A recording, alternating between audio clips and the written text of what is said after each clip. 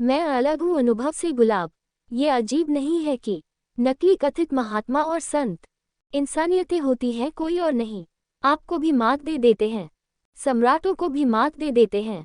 बाकी कथित ब्राह्मण पंडित आस्थावान होते हैं, कोई और नहीं। ये देश तो अच्छी तरह से परिचित है।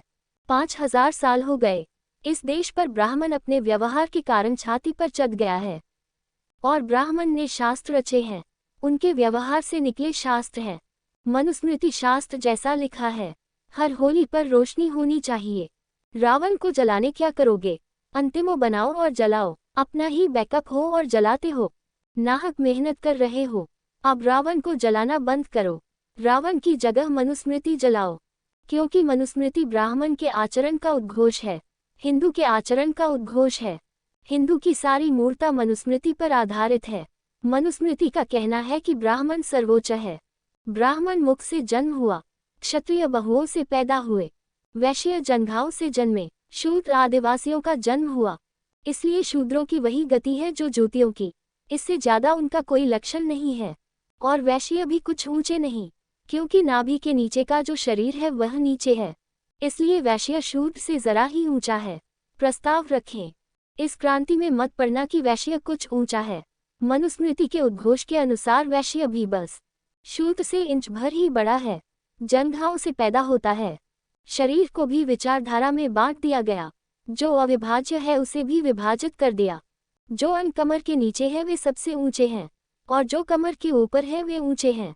क्षत्रिय बहुओं से पैदा हुए, वे जरा मूल वैश्यों से, मगर ब्राह्मण मुख से जन्म हुआ, ब्रह्मा के मुख से जन्मे। वैश्य तो शूद्र की लड़की से विवाह कर सकते हैं, शूद्र नहीं कर सकता। क्षत्रिय वैश्य तो वैश्य और शूद्र की लड़की से विवाह किया जा सकता है, लेकिन वैश्य क्षत्रिय की लड़की से विवाह नहीं किया जा सकता।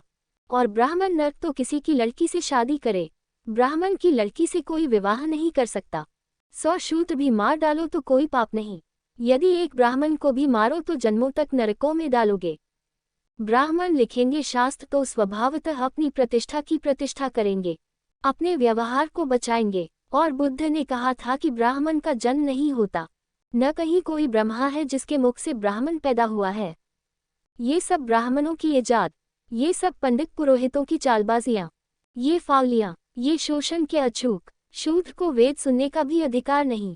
एक शूद्र के कान में राम तक ने सीसा पिघलाकर डलवा दिया, क्योंकि यह खबर दी गई थी कि उस शूद्र ने किसी ब्राह्मण के वेद का पाठ करते हुए छुपकर सुन लिया है।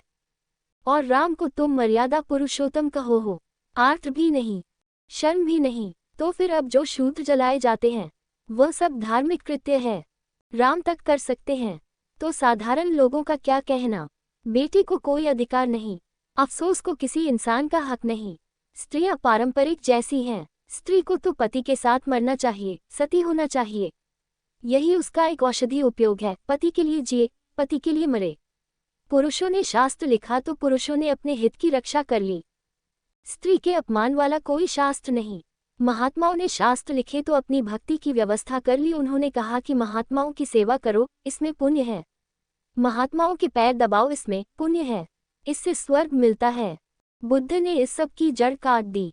कहा, ब्राह्मण होता है किसी ब्रह्म का दर्शन, और ब्रह्म पवित्र स्वभाव है, और स्वभाव का पता तब चलता है जब मैं बिल्कुल मिट जाता हूँ।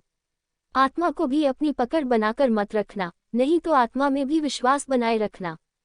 बुद्ध को हम क्षमा नहीं कर सकते, क्योंकि बुद्ध ने ईश्वर को बाहर से भी नकारा कर दिया है और भीतर की आत्मा को भी नकार दिया है। हुजूर को कहीं भी भागने की कोई जगह नहीं, कोई शरण नहीं।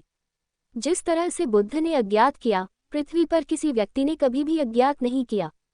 इसलिए बुद्ध की जो अनुकंपा है वह बेकोर है, उनका कोई उत्तर नहीं। बुद्ध बस अपने उदाहरण स्वयं है, लेकिन हमने इस देश से सबसे ज्यादा बिकने वाले बुद्ध को बनाया। ये धार्मिक देश है, धार्मिक नहीं है, धार्मिक है। इसलिए फेंके गए बुद्ध को, क्योंकि बुद्ध ने हमारे ऐसे भक्तों पर दया की कि हम कैसे ध्यान दें। हमने बदला लिया। मेरा प्रणाम स्वीकार करें। टॉप सुनने के लिए धन्यवाद। ओशो टॉप को सुनने के लिए बने रहे हमारे चैनल के साथ।